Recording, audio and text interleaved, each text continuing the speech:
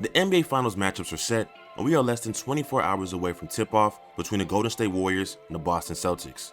Two teams that at the start of the new year, many people did not expect to see them come this far and make it to the finals. But now that both teams have stunned the NBA world, it's time for one of these two teams to cement their franchise in the NBA record books. Will Golden State add a fourth NBA championship in only 8 years?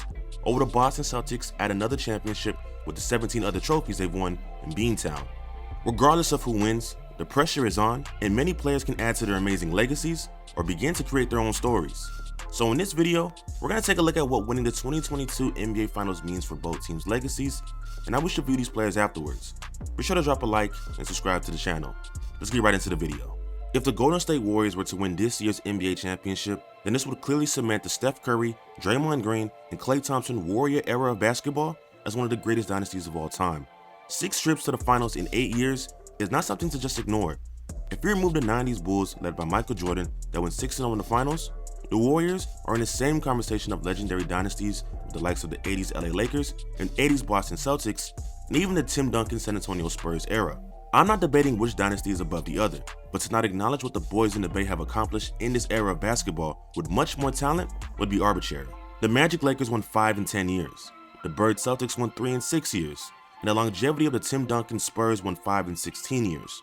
The Warriors could potentially win 4 in 8 years, and that conversation gets very interesting. In regards to the players, Steph Curry would enter my personal top 10 players of all time with another championship and Finals MVP. I know some Warriors fans are looking at me crazy and think I'm bugging for not having him higher, but I think the players before him have been greater and have accomplished more in the NBA compared to Steph right now.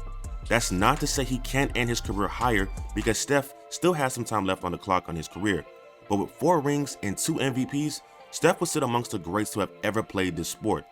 I think one of the biggest knocks on Steph is that compared to many of the greats before him, he hasn't accomplished as much as they have throughout their careers, and most of those players had been two-way players for the majority of their careers, while Steph has not.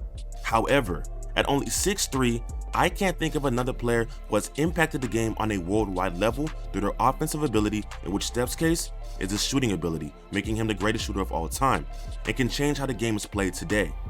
Though he may never be called a two-way player for his career, I think it's important to highlight that he may not have the greatest athletic prowess, but his aura on the court, especially the defenses, is massive.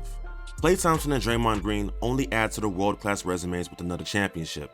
In the limelight, some people may overlook what Dre and Klay provide to the Warriors, especially since Andre Iguodala won Finals MVP in 2015, Kevin Durant came in and won Finals MVP in 2017 and 2018, and most of the talks around the Warriors as of late have been about how Steph can add to his legacy.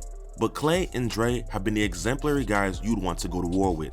They may not have all the all-league accolades under their belt and may be overlooked, but the impact Draymond provides on defense along with his leadership is something other teams should honestly try to replicate. Without Draymond, the Warriors are 19-17 this year, and that can't go ignored. In regards to Klay Thompson, after suffering the 2 worst injuries a basketball player can go through, an ACL injury and a torn Achilles, he's currently back in the finals with this Warriors team.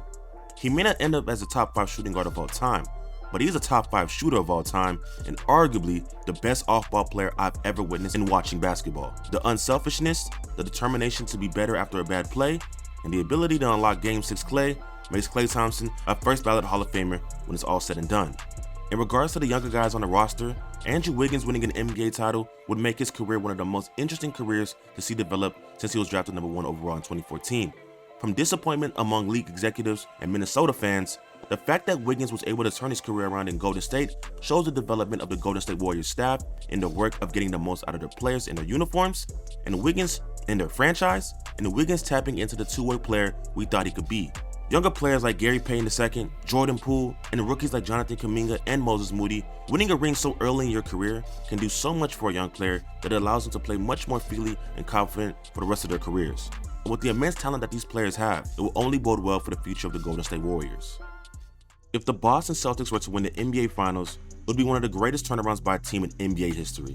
We gotta remember that this team was 10th in the Eastern Conference and sitting with a record of 15-17 at one point this season, and rumors of breaking up Jason Tatum and Jaylen Brown were running rampant. Instead, the Celtics have gone 48-20 since then, including the playoffs, and are 4 wins away from making the Boston Celtics the franchise with the most NBA championships.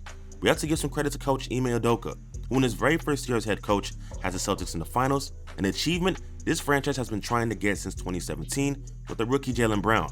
In a long 6 years, we've seen the growth of the Boston Celtics core from the ups and downs and the moments where we thought that they could finally make it to the promised land.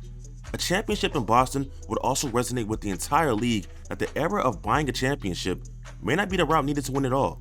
Just like Golden State, Boston has had homegrown talent and has developed the young pieces on their team to be ready at a moment's notice to produce and perform, and they have answered the call.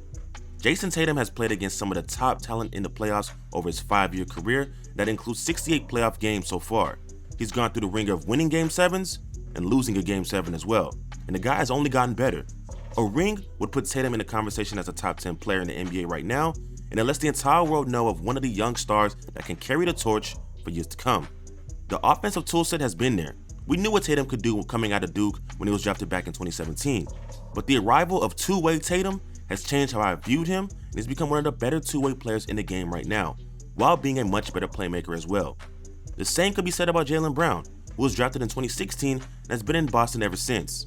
The development of Jaylen Brown on offense has been just as exciting as Tatum on defense, and this duo has shown that the idea of breaking up two versatile wing players in this era of basketball is asinine. Both of these guys are under 26, and a championship could be the spark to keep this dynamic duo together through the years and competing for more championships to come. You look at players like Al Horford, who has played nearly 2 seasons worth of NBA postseason games without making a finals berth, and is now on his way to playing on the biggest stage the NBA world has to offer.